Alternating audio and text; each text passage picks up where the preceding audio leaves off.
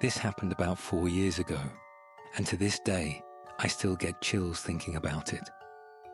I was living alone in a small one-bedroom apartment on the 3rd floor of an older building.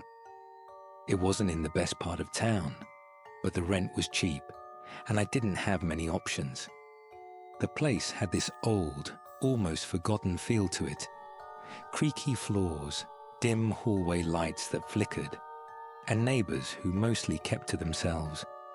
One night, I was up late working on a project for my job. My desk was near the only window in my living room, which faced a narrow alley between my building and the one next door. The alley was barely wide enough for a dumpster, and directly across from me was another set of windows belonging to an apartment in the opposite building.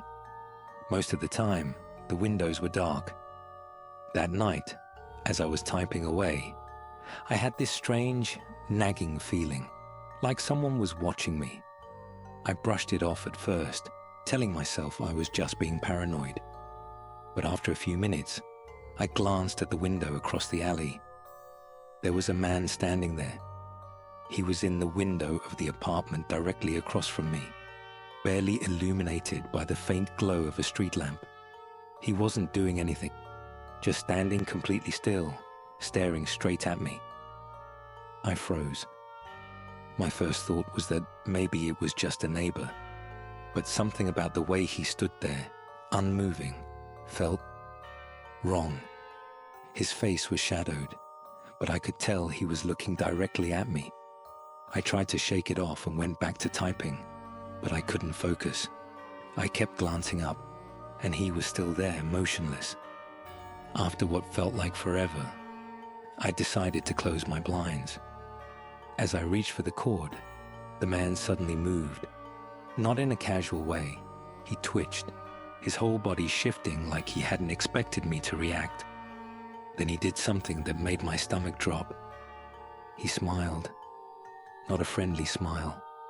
It was wide, too wide, like he was enjoying something I didn't understand. Then, slowly, he raised his hand and waved. I yanked the blind shut and backed away from the window, my heart pounding. I tried to rationalize it. Maybe he was just some weird guy messing around.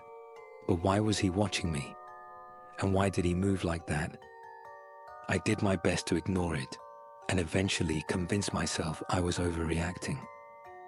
After an hour or so, I went to bed, still feeling uneasy. Around 2 a.m., I woke up to a sound, a faint tapping. My blood ran cold. It was coming from the window. I lay there, my heart hammering in my chest, listening.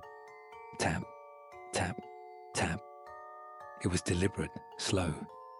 I wanted to believe it was the wind or some random noise from outside, but deep down, I knew better. I slid out of bed as quietly as I could and crept toward the living room. My blinds were still shut, but the tapping continued, steady and patient. I stood there, barely breathing, debating whether to peek. My fear told me not to, but some sick curiosity made me reach for the edge of the blinds. I lifted them just an inch. My breath caught in my throat. The man was there, but not in his window. He was outside my window, on the 3rd floor. He was clinging to the fire escape, crouched low, his face nearly pressed against the glass. His smile was wider now, stretching across his face unnaturally, his teeth visible in the dim light. I stumbled backward, my mind racing. How had he gotten up there? What did he want? I didn't stick around to find out. I grabbed my phone and ran to my bedroom, locking the door behind me as I called 911. I barely managed to explain what was happening through my shaking voice. The police arrived within minutes, but by the time they got to my apartment, the man was gone. They found smudges on the window, proof that someone had been there, but no sign of forced entry. The fire escape was old and rickety, not something anyone should have been able to climb easily. They took a report, but nothing ever came of it. For weeks, I barely slept. I moved out 2 months later. I never saw the man again. But sometimes, late at night, I still get the feeling that someone is watching me.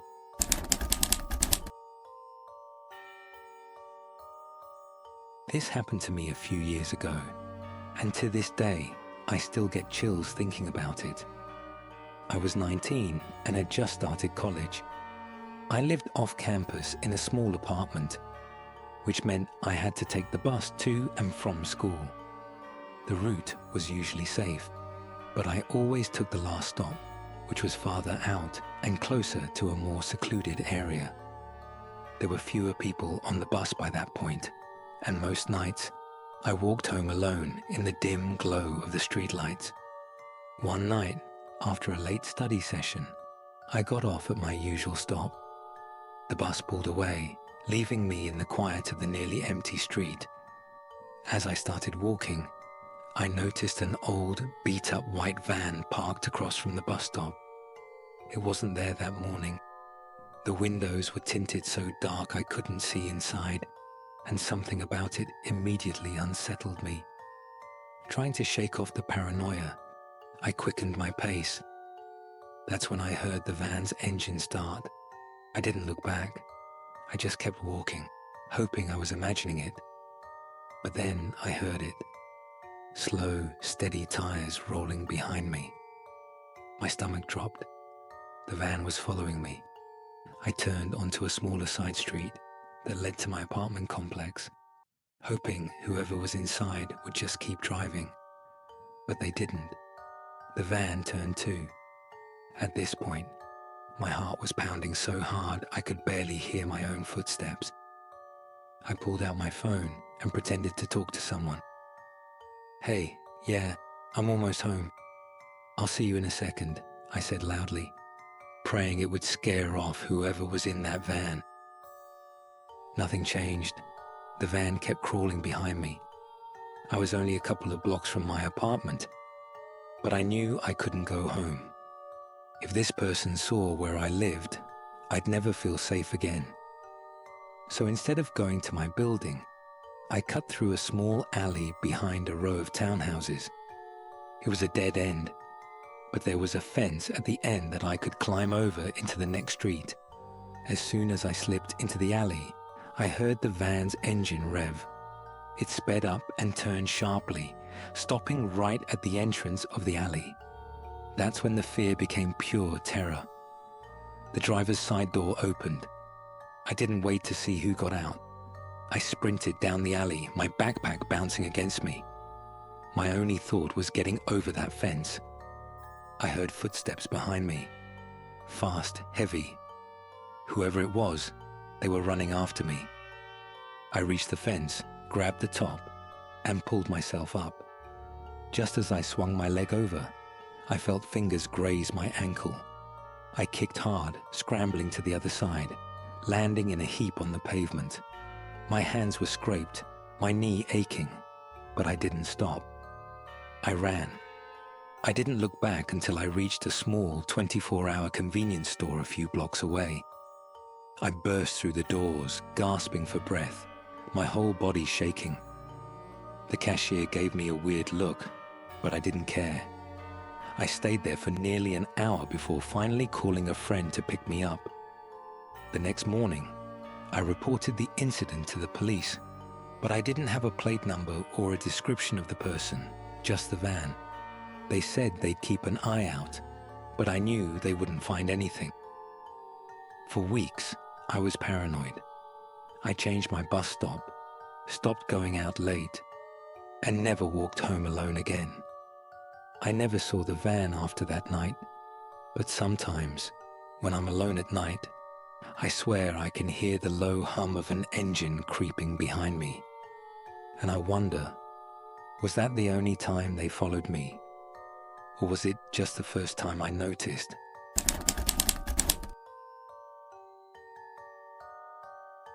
This happened to me a few months ago when I was living alone in a small rental house just outside of town. It was a quiet neighborhood, mostly older folks, the kind who'd nod at you, but never really stopped to talk. I didn't mind.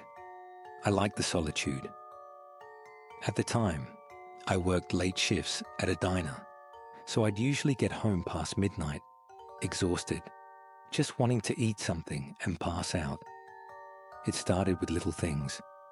One night, I pulled into my driveway and thought I saw movement near the tree line. Just a shadow slipping behind the bushes, gone before I could focus on it. I brushed it off as an animal, or my own tired mind playing tricks on me.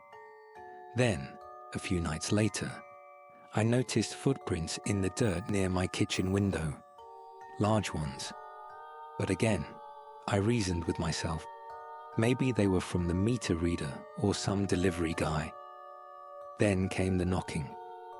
It was just past 1 a.m. when I heard it for the first time. 3 slow, deliberate knocks at the front door. I froze. I wasn't expecting anyone, and I didn't have friends who just dropped by, especially not that late. I stayed perfectly still, listening. A minute passed, then another knock. I crept to the peephole. My porch light was on, but the bulb was dim. At first, I saw nothing, just the empty porch and the dark outline of my car in the driveway. Then, I noticed movement at the edge of my vision. A man stood just past the reach of the porch light, his figure barely visible in the darkness. He was tall, wearing a hooded jacket, his hands shoved deep into his pockets. He wasn't moving, just standing there, facing the door. I felt my pulse in my throat. My fingers hovered over my phone, ready to call the police, but something inside me told me to wait, to not let him know I was there. After what felt like an eternity, he turned and walked down my driveway, disappearing into the street. I barely slept that night. For the next few days, I kept my lights off as soon as I got home, afraid that he might be watching. I told myself it was a one-time thing, some creep passing through. But then, I started noticing other things. The motion sensor light in my backyard would flick on randomly in the middle of the night. My trash cans were moved from their usual spot. Once, I found the gate to my backyard slightly open, even though I always locked it. And then, the worst night of all, I was lying in bed around 2 a.m. when I heard it. Slow, deliberate tapping on my bedroom window. Not knocking, just tapping. I stopped breathing. My bed was against the far wall, and my window was directly across from me. The blinds were shut, but I could see the faint outline of someone standing just outside. Tap, tap, tap. My heart was pounding so hard I thought it would give me away. I reached for my phone, but my hands were shaking so badly I almost dropped it. I texted my coworker, "Someone is outside my window. Call the cops, now." I didn't dare move. The tapping stopped. Silence stretched on for what felt like hours. Then, faintly, I heard footsteps moving away from the window. A few minutes later, my phone buzzed. It was my coworker. "Cops are on their way. Stay inside." I did. I sat there, knees to my chest, staring at the window until I saw the flash of red and blue lights. The police searched the property but found nothing. No footprints, no sign that anyone had been there. One of the officers told me it was probably just a prank or an animal scratching at the glass. But I knew better. The next morning, I checked the dirt outside my window. There were footprints, large ones, and they led back toward the tree line.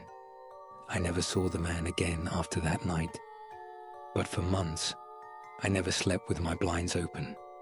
And even now, years later, whenever I hear a knock late at night, my stomach twists with that same cold fear.